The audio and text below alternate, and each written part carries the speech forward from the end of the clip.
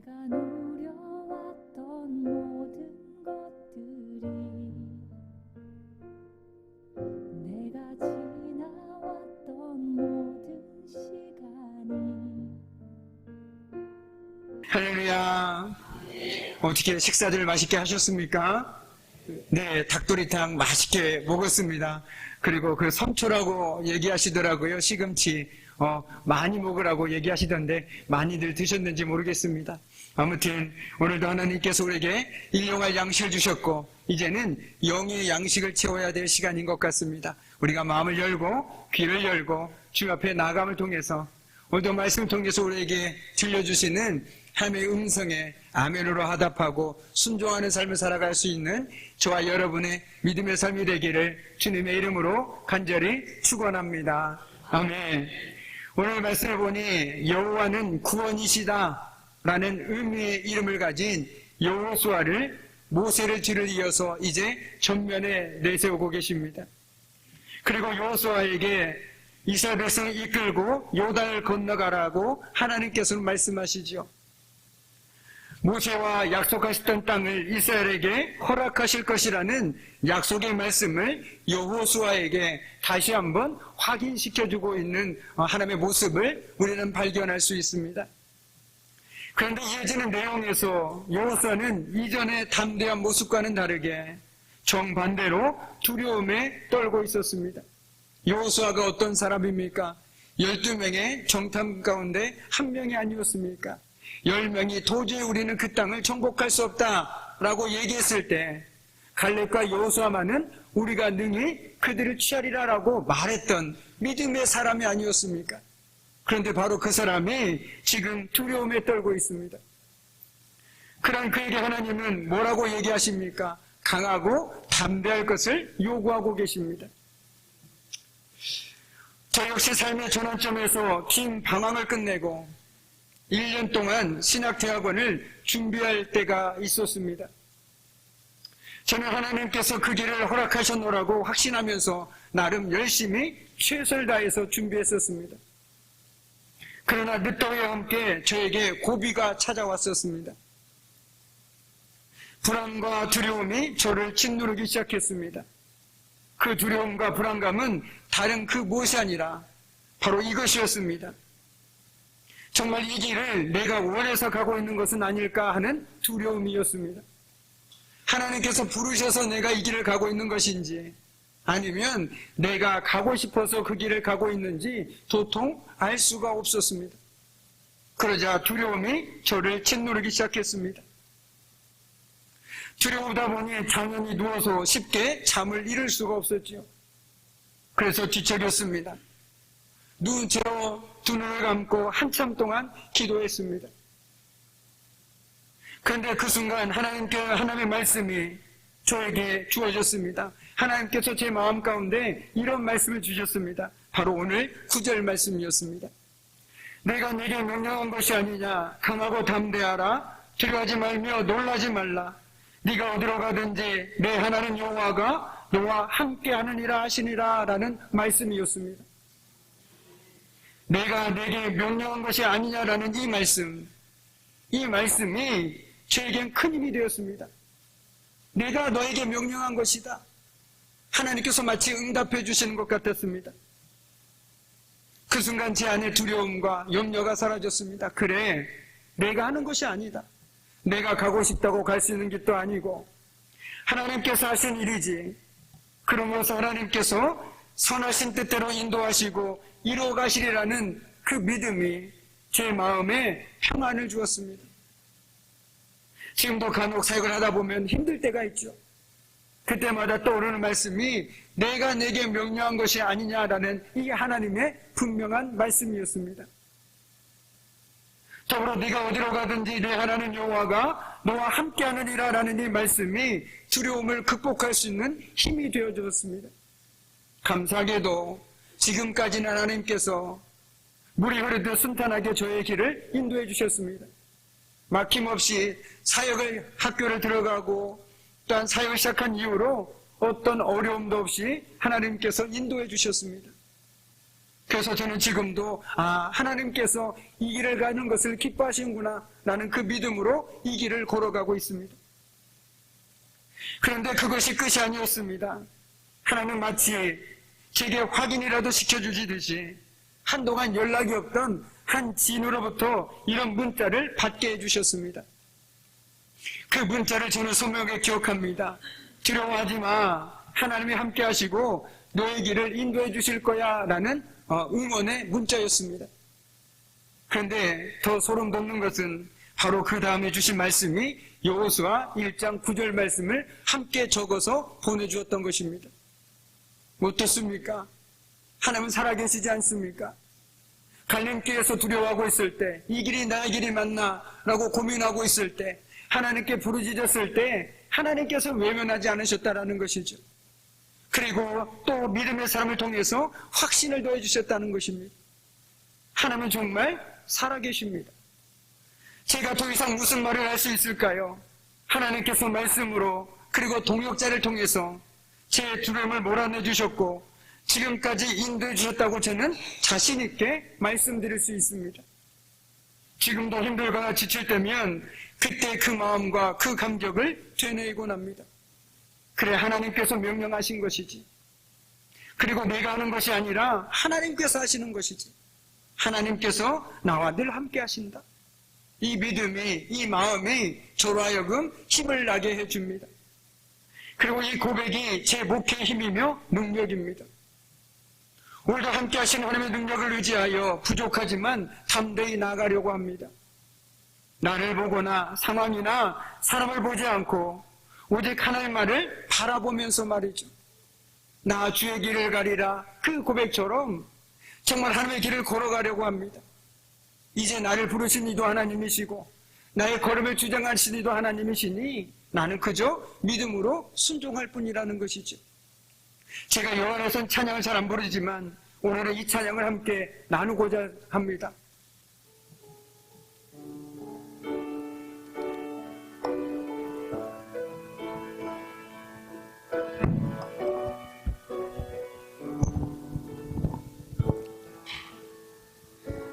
물 가운데 지날 때에도 침몰치 않으며 물 가운데 행할 때에도 너를 삼지 못하게 하시리. 너를 증명하여 부르신 하나님 그 사랑, 너를 구속하여 살리신 하나님 내게 말씀하시네.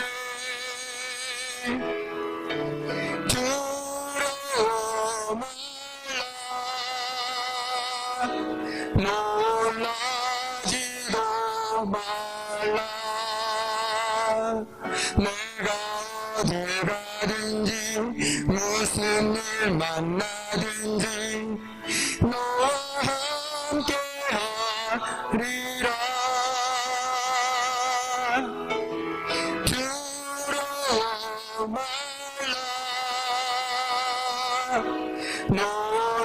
놀라지도 말라. 내 너를 붙들리라. 너를 도우리라. 주님 약속하셨네. 주님 약속하셨네. 아멘. 그런데 이 삶이 어찌 저의 인생뿐이겠습니까? 우리 모두의 삶이겠죠. 우리가 물 가운데 지날 때, 불 가운데 지날 때 하나님께서 우리와 함께하고 계시기에 우리는 두려워할 필요도 없고 낙심할 필요도 없다라는 것입니다. 이것이 바로 우리가 누릴 수 있는 은혜가 아니겠습니까? 지금까지 나의 여정은 모두가 하나님의 은혜고 나의 걸음걸음 주님께서 인도하셨다라고 고백할 수 있다라면 우리 역시 동일하게 이 고백으로 주님께서 나와 함께 하십니다라고 고백할 수밖에 없을 것입니다. 나의 모든 삶 마치는 날까지 나의 남은 모든 여정을 모두 하나님께 맡기리라 라고 고백하면서 말이죠. 오늘 말씀에 모세를 뒤어 자신이 이스라엘 백성을 약속의 땅으로 인도해야 된다라는 여호수아는 정말 그 두려움을 극복할 수가 없었습니다. 왜냐하면 그는 모세를 가까이에서 보지 않았습니까? 참으로 위대한 사람이 아니었습니까? 어떻게 내가 그 사람이 했던 일을 이어갈 수 있겠습니까? 주님 혹시 사람을 잘못 보신 것이 아니십니까? 차마 말을 안 했지만 오늘 여호수아의 마음이 이런 마음이 아닐까 생각되어집니다. 그 모세처럼 견줄 만한 능력이 자신에겐 없기 때문에 그렇다는 것이죠. 그러니 두려울 수밖에 없을 것입니다. 그래도 모세는 하나님께 능력을 받았고 지팡이도 있고 그러니 광야에서 그들을 인도하지 않았던가? 그런데 나는 이 사람들을 어떻게 인도하지? 그리고 지켜보지 않았습니까? 그들이 얼마나 고집세고 그들이 얼마나 완악한지를 그 누구보다 잘 알고 있지 않습니까? 그런데 하나님께서는 갑자기 여호수아에게 이제 네가 해라 라고 말하고 있다는 것이죠. 그러니 두렵고 당황스러워할 수밖에 없습니다. 그럼 그에게 하나님은 분명하게 말씀하십니다. 내가 네게 명령한 것이다 라고 말이죠. 하나님께서 여호수아에게 명령한 것이라는 것입니다. 바꿔 얘기하면 무슨 말입니까? 네가 하는 것이 아니라는 것입니다. 명령한 하나님이 하신다는 말씀을 하고 있는 것이죠. 너를 쳐다보지 말라는 것입니다. 너에게 그 명령을 내린 그리고 모세에게 약속을 했던 그 하나님을 기억해내라는 것입니다. 그러면 두려울 필요가 없는 것이죠. 내가 하는 것이 아닌데요. 그런데 우리가 두려울 때가 언제입니까? 내 능력으로 내 능력이 안 되는 무엇인가를 해야 할 때 두려울 수밖에 없습니다. 내가 그만한 능력이 없기 때문에 어떻게 해야 되나? 나는 할 수 없는데. 그래서 밤새 뒤척이게 되죠. 그러나 하나님께서 하실 것이라는 믿음이 있다라면 그냥 내가 할 수 있는 그 영역만큼만 나는 최선을 다하면 되는 것 아니겠습니까? 그리고 그 영역 너머는 하나님께 맡기는 것이죠. 그리고 하나님께서 분명하게 약속을 먼저 떠올려주지 않았습니까? 그리고 그 약속을 하신 분이 누구냐? 바로 내가 아니더냐? 내가 그 약속을 이뤄갈 테니 너는 걱정하지 말고 나만 믿으라라고 얘기하고 있습니다. 우리가 어려움을 당할 때 가장 큰 위로가 되는 말이 어떤 말입니까? 나만 믿어라. 내가 알아서 할 테니까 너는 걱정하지 말고 나만 믿어라라고 얘기할 때 얼마나 위로가 되고 힘이 됩니까? 제가 어렸을 때도 부모님이 내가 해결하지 못한 문제를 발생시켜 놓고 걱정하고 있을 때 걱정하지 마. 엄마 아빠가 다 알아서 할 테니까 엄마 아빠만 믿어 라고 얘기했을 때 그 걱정이 사라지지 않습니까? 왜요? 부모님께 내 걱정거리를 넘겨드렸으니까. 두려움도 마찬가지입니다. 두려움을 왜 두렵습니까? 그 두려움을 내가 가지고 있으니까 두려운 것이죠. 그 두려움을 주님께 넘겨드리면 두려울 필요가 없는 것입니다. 오히려 평안하죠. 하나님께서 하실 것이다. 이 믿음이 있으니까. 저는 날마다 이 은혜 가운데 살아갑니다. 저는 제가 누구보다 부족하다는 것을 잘 알고 있죠. 하나님의 은혜가 아니면 할 수 없다는 것도 잘 알고 있습니다. 그런데 하나님께서 하실 것이라는 믿음이 있기에 오늘도 저는 이렇게 말씀을 전하고 또 이렇게 살아가고 있습니다. 하나님께서 앞으로 제 삶을 어떻게 인도하실지, 어떻게 역사하실지, 어떻게 쓰실지 모릅니다. 그러나 정말 중요한 건 하나님 분명한 뜻과 목적이 있기에 제가 지금 여기 있다라는 그 사실 하나만은 변하지 않는다라는 것이죠. 그렇다면 제가 무엇을 해야 되겠습니까? 하나님께서 나에게 맡긴 일을 신시함으로 감당해 나가는 것입니다. 불평하고 원망할 필요가 없는 것이죠. 왜요? 하나님께서 인도하셨으면 하나님께서 이뤄가실 것 아닙니까? 그렇기 때문에 믿음의 사람에게 필요한 것이 무엇이라고 얘기합니까? 두 가지라고 얘기합니다. 기다림하고 인내가 필요하다고 성경은 얘기하고 있습니다. 왜요? 내가 하는 것이 아니니까 기다려야 되죠. 참고 버텨야죠. 인내해야지. 그래야 하나님이 정말 살아계시고 하나님께서 일하고 계시구나라는 것들을 경험하게 되는 것입니다. 우리가 왜 가끔은 하나님의 은혜를 누리지 못할까요? 많은 이유가 있을 것입니다. 그런데 기다리지 못하고 내 생각대로 내 뜻대로 해버렸기 때문에 그 타이밍을 놓칠 때가 너무나도 많이 있다는 것이죠. 지금이 적기야라고 생각했을 때 오히려 기다려야 되는구나라는 것들을 우리는 깨달아야 되는 것입니다. 왜요? 하나님의 일은 내가 하는 것이 아니거든요. 하나님께서 하시는 것이거든요. 내가 기도하면서 우리가 왜 자꾸 기도하라고 얘기합니까? 삶이 어렵기도 하고 하나님의 도우심 없이는 살아갈 수 없기 때문에 기도하라고 하기도 하지만 더 큰 이유는 무엇이냐면 기도하면서 알게 됩니다. 기다릴 수 있는 마음이 생기게 됩니다. 아, 지금은 때가 아니구나. 아, 그 방법이 아니구나. 이런 것들을 깨닫게 된다는 것이죠. 그래서 기도하면 기도할수록 어떻게 됩니까? 기다릴 수 있는 여유가 생긴다는 것이죠. 그리고 성급하지 않게 됩니다. 맡길 수 있게 된다는 것입니다. 그런데 기도하지 않으면 어떻게 됩니까? 지금의 내 생각대로 주변에 말하면 그 말을 휩쓸려서 해버리고 맙니다. 그리고 나서 후회하죠. 그래서 우리의 하루의 시작과 하루의 끝은 기도를 시작해서 기도를 끝내야 되는 이유가 바로 여기 있다는 것입니다. 내 삶이 힘들어서 기도도 해야 되지만 우리의 첫 번째 기도 제목은 이것입니다. 하나님, 오늘 하루를 살아갈 때 하나님의 뜻이 무엇인지를 깨닫고 살아갈 수 있도록 도와달라는 그 기도가 우리에게 먼저 있어야 된다는 것이죠. 그렇지 않으면요, 세상 사람과 별반 다를 바가 없습니다. 세상과 똑같이 구하고 건강 구하고 재물 구하고 복 구하고 뭐가 다릅니까? 그러나 우리의 기도는 분명 달라야 되는 것이죠. 주님이 가르쳐주신 기도 가운데도 분명히 나타나지 있지 않습니까? 하나님의 나라가 이 땅에 임하도록 구하는 것, 그것이 우리의 기도가 되어야 된다는 것이죠. 그렇게 기도하다 보면 우리는 알게 됩니다. 아, 하나님이 나와 함께하고 계심을, 그리고 우리가 기다릴 수 있는 넉넉한 마음들이 생기게 된다는 것이죠. 하나님이 함께하고 계시는데 내가 걱정한다고 한들 무엇이 더 도움이 될 수 있을까? 내가 염려한다라고 한 키라도 더 더할 수 있냐라고 예수님 우리에게 묻지 않았습니까? 그런데도 우리는 걱정합니다. 염려합니다. 왜요? 그 염려를 내가 끌어안고 살아가고 있으니까. 마치 선인장 가시를 끌어안고 살아가는 사람 보면 어떻습니까? 참 아프겠다. 왜 저러지? 이러고 있는 것처럼 우리는 때론 염려를 그렇게 끌어안고 살아갑니다. 그러면서 매일 한숨만 쉬고 살아가죠. 걱정하며 살아가죠. 두려워하며 살아가죠. 이제는 그러지 않았으면 좋겠습니다. 그것들을 모두 주님께 맡기시기 바랍니다. 주님께 맡기고 주님이 나와 함께 하심을 믿음으로 고백하면서 오늘도 믿음의 발걸음을 내디딜 수 있는 저와 여러분이 되어야 되지 않겠습니까? 세상이 주는 두려움 때문에 낙심하지 마십시오. 세상이 주는 염려 때문에, 사람 때문에 상처받지 마십시오. 그 순간부터 우리는 이렇게 생각하면 됩니다. 하나님을 바라봐야 될 때구나 라고 말이죠. 오늘 여호수아 역시 담대할 수 있었던 것은 그에게 능력이 있어서가 아닙니다. 우리의 생각대로라면 여호수아에게 하나님께서 모세처럼 능력을 주면 됩니다. 지팡이를 하나 주든지 그러면 해결될 문제입니다. 그런데 그러지 않았습니다. 무엇을 주셨습니까? 말씀을 주셨죠. 약속의 말씀을 주셨습니다. 너는 이것이 너의 능력이다. 이거 하나만 붙들고 가면 너는 이스라엘 백성들을 약속의 땅으로 분명 인도할 것이다. 그것이면 충분했습니다.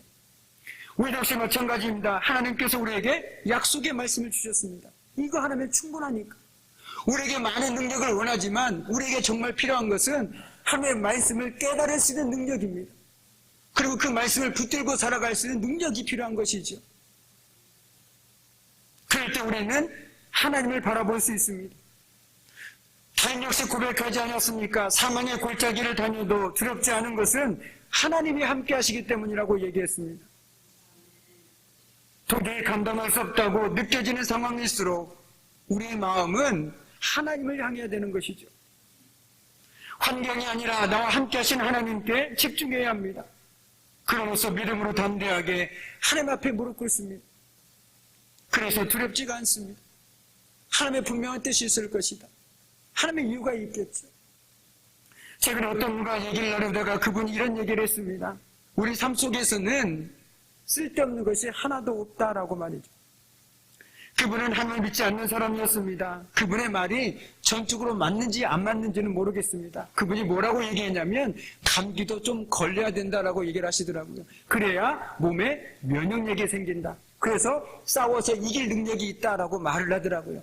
그러면서 그분이 저한테 하나님께서 만드신 것 중에 쓸데없는 것이 있겠습니까? 라고 오히려 저에게 반문을 했습니다. 여러분 어떻게 생각하십니까? 하나님께서 만드신 것을 다 선하다고 얘기합니다. 쓸데없는 것이 있을까요? 의미 없는 만남이 있을까요? 왜 저 사람을 내 옆에 두셨을까? 왜 만나게 하셨을까? 분명한 이유가 있는 것입니다. 그것을 깨달으면 깨달을수록 그 자리가 은혜 자리가 되는 것이죠. 그 사람이 나에게 꼭 필요한 사람이 되는 것입니다. 그러나 세상 사람 어떻습니까? 싫으면 안 만나고 연락 안 하면 됩니다. 그러나 우리는 그렇지 않지 않습니까? 싫어도 미워도 함께 해야 되는 사람은 우리 아닙니까? 그래서 주님께서도 우리에게 분명하게 말하지 않았습니까? 딱 두 가지. 하나님을 사랑하고 이웃을 사랑해라. 한마디로 사랑해라가 우리에게 주어진 최고의 명령이라는 것이죠.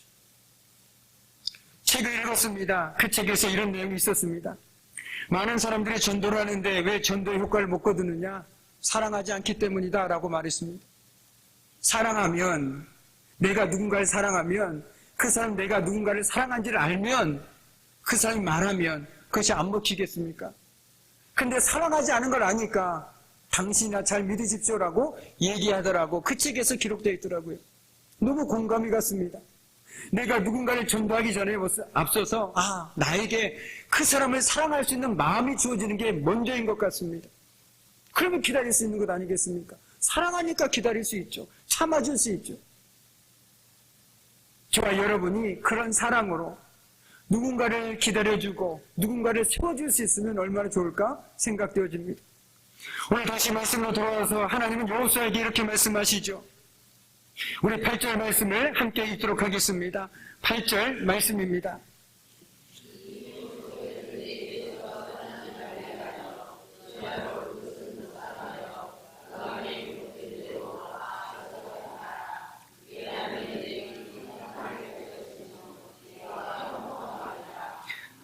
아멘. 여호수아에게 하나님께 주신 무기는 분명하지요. 하나님의 말씀입니다. 다른 것이 없습니다. 하나님의 말씀입니다. 너는 이 약속의 말씀을 주야로 묵상해라. 그냥 여기서 내가 무엇을 원하는지를 묵상하라는 것입니다. 그리고 더 중요한 것은 그 안에 기록된 대로 다 지켜서 행해라 라고 말하고 있다는 것입니다.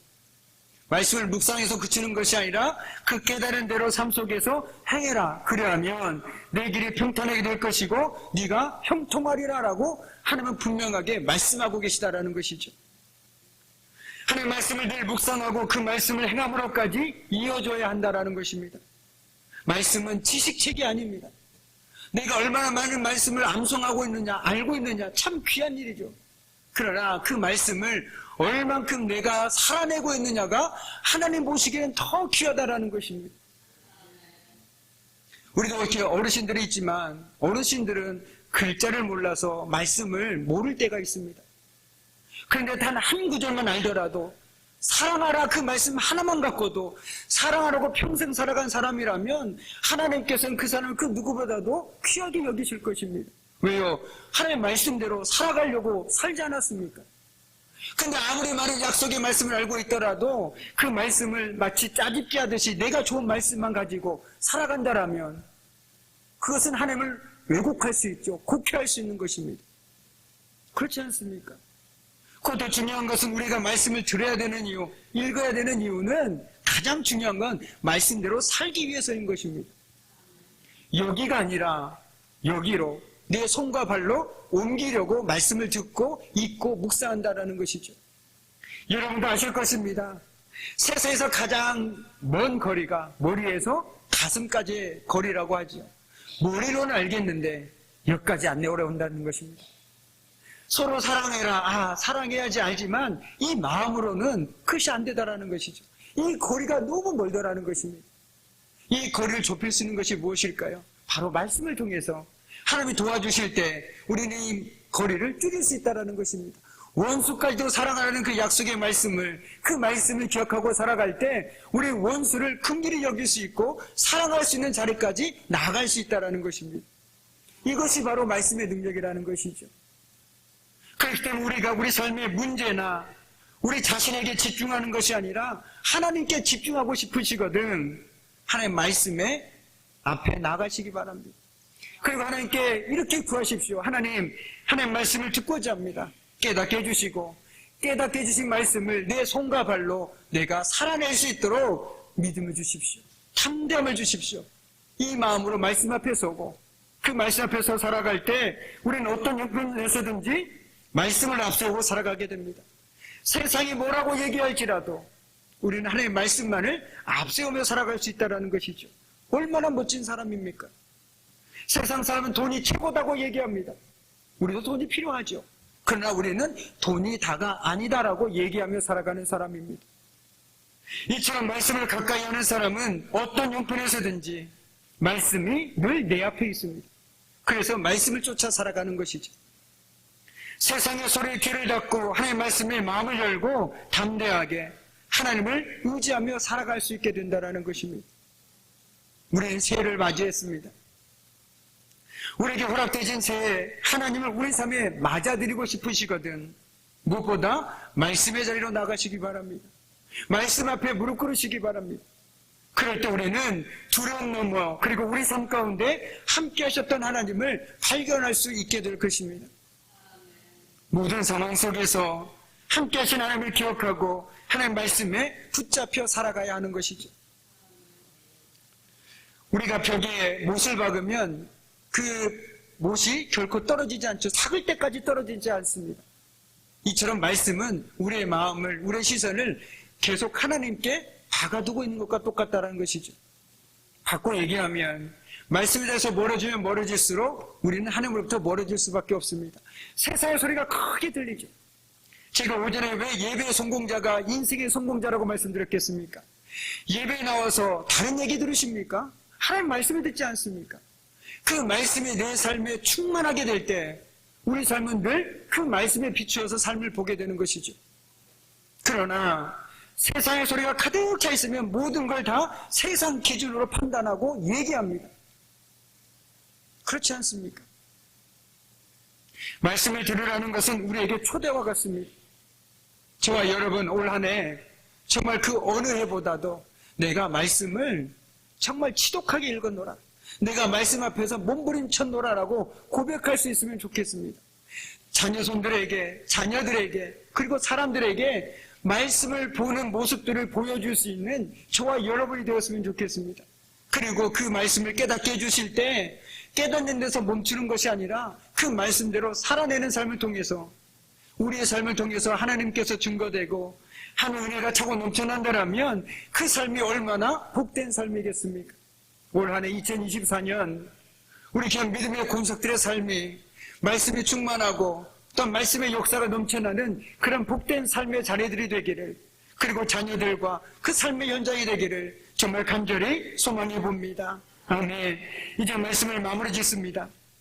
우리 다윗하면 잘 알죠. 참 도망자에다가 아들에게 쫓겨가는 신세에다가 이유 없이 그는 쫓고 쫓기는 신세를 살아야만 했던, 미친 척까지 해야 했던, 참으로 어찌 보면 안타까운 인생을 살았던 사람이 다윗이었습니다. 그런데 다윗이 시편 어딘가에서 뭐라고 고백했습니까? 내가 산을 향하여 눈을 들리라. 나의 도움이 어디서 올까? 나의 도움이 천지를 지으신 여호와에게서로다 라고 그는 고백했습니다. 나의 도움은요, 저 사람도 아니고 그 사람도 아니고 오직 천지를 지으신 하나님께로부터 도움을 기억하시기 바랍니다. 그렇다면 우리가 어디로 가야 하는지는 분명하죠. 말씀의 자리, 기도의 자리, 예배 자리로 가야 되는 건 너무나도 당연한 것 아니겠습니까? 이 고백으로 언제나 하나님 앞에서 살아감을 통해서 하나님께서 보시는 은혜가 그 어느 때보다도 충만하게 넘치는 우리 믿음의 권속들의 삶이 되기를 주님의 이름으로 간절히 축원합니다. 아멘. 기도하겠습니다.